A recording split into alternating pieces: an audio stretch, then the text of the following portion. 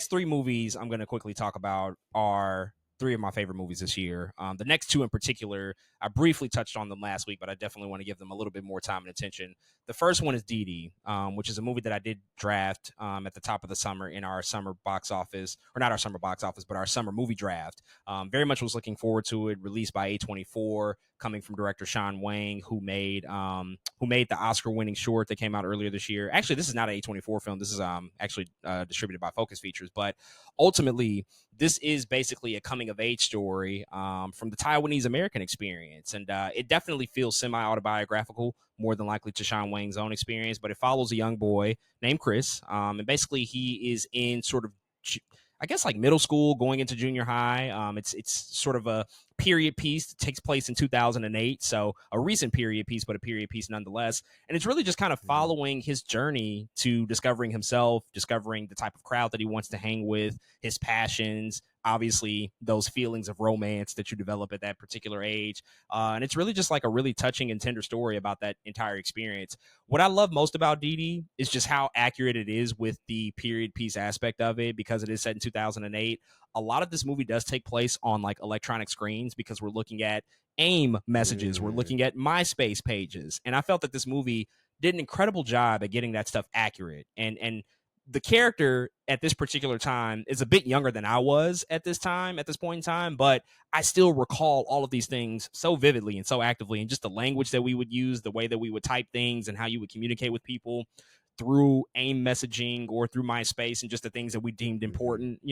All of that stuff was done really, really well. And I think Isaac Wang, who plays the main young boy, Chris Wang, he's incredible. And I think the other aspect that I love the most about this film is the fact that at that age, when you fuck up and make mistakes, you don't really know how to reconcile those things. You kind of just like make the mistakes and move on. And sometimes things are just kind of left unsaid or unspoken or unaddressed. But you know deep down that you made a mistake. You know deep down that you fucked up. And you kind of have to live with that and just like wrestle with those ideas in your head. And I think at the end of it, or on the other side of it, you kind of know like, okay, things will be okay. Maybe I messed up this relationship with this person, but I just don't really know how to address it actively, because, we haven't matured at that particular age to like always know how to address things and how to reconcile with people and apologize like that. Those are things that certainly take skill and time and effort to accumulate just over the course of life. And so For sure. It's just a really good movie, a really good movie about parenthood as well. Shirley Chin, who plays his mother, she's incredible in this film as well. And I just love the dynamic between the two and just the challenges that she was going through. So definitely one of my favorite films of the year. And this is, again, just a coming of age movie in an era of coming of age movies that are just really hitting the mark across the board.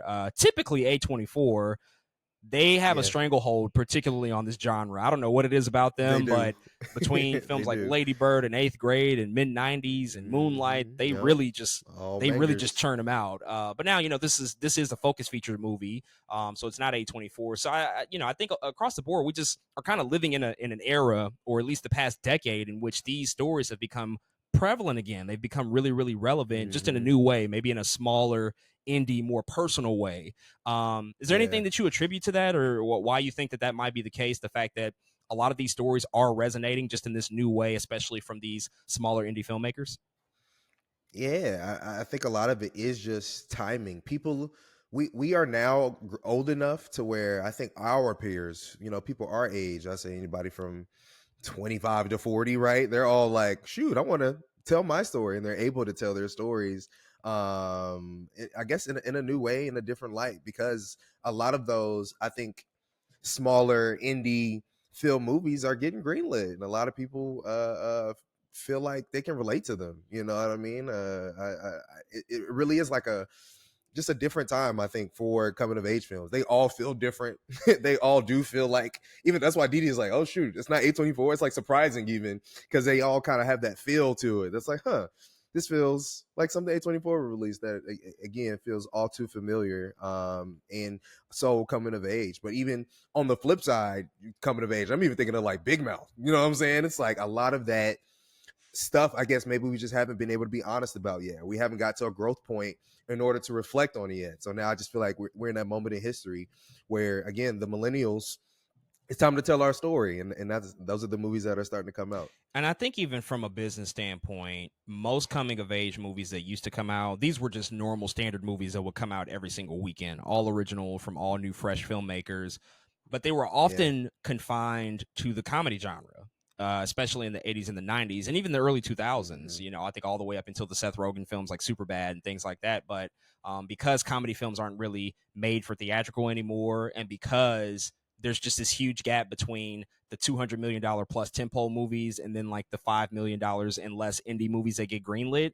A lot of these coming of age Hmm. stories are suited for that particular budget, and they do get greenlit because you will have these smaller distributors who are willing to gamble with that because they're not looking to make a ton of money. They want to reach a certain type of Right. audience, and they want it to get a lot of conversation and traction around it. And things have just taken a more dramatic effect, whereas coming of age stories used to mostly be relegated to comedy, especially like sex comedies and romantic comedies. Now it's mostly centered on dramas, very personal dramas, Hmm. personal to the filmmakers who have actually come of age during a particular time that now feels far away enough to address and tell throughout a theatrical experience. I think that that's also just a big factor at play, just the forces of how Hollywood has changed and evolved and where these stories sort of fit in the grand scope of the types of movies that we get from a theatrical release standpoint.